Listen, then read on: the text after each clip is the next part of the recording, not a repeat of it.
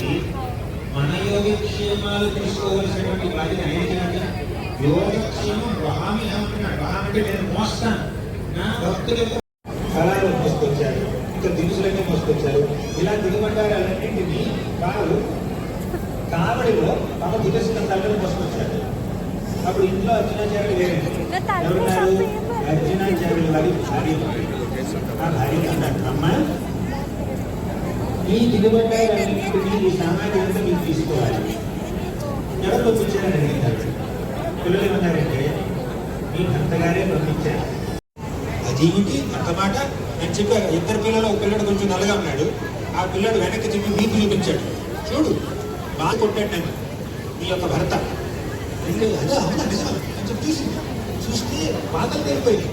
వెంటనే కాస్త చందనం వెంటనే తీసుకొచ్చి రాసింది ఆ పిల్లడు మీద, వీపు మీద రాసి ఏం కర్లేదు ఆయన అని చెప్పి అన్ని తీసేసుకుని వెళ్ళి పంపించేసింది అనమాట పిల్లలు.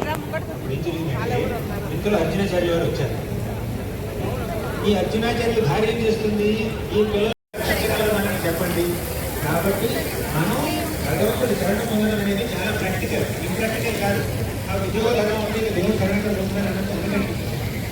దేవుడు శరణం పొందడం వల్లనే మీ యొక్క ఉద్యోగ ధర్మాన్ని, కుటుంబ ధర్మాన్ని మీరు చక్కగా నిర్వహించగలరు. ఎందుకంటే మీ యొక్క ధర్మ నిర్వహణలో ఆయన పాల్గొంచుకుంటాడు.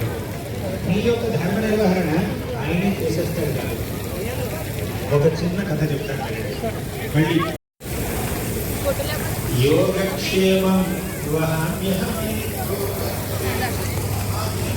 ఎవరైతే తమ మనసుల్ని ఇటువైపు మళ్ళించకుండా కేవలం భగవంతుడి యొక్క చింతనలోనే ఉంటారో అటువంటి వారి యొక్క యోగక్షేమాన్ని నేను చూసుకుంటాను అని కృష్ణుడు ప్రమాణం చేశాడు. అవునా?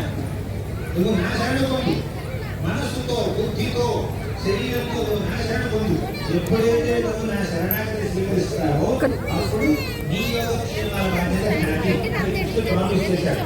చదువుకోండి వెళ్ళి 9వ అధ్యాయం 22వ శ్లోకం భగవద్గీత. కృష్ణుడు మన యోగక్షేమాన్ని వహిస్తాడు. ఇప్పుడు ఒక గొప్ప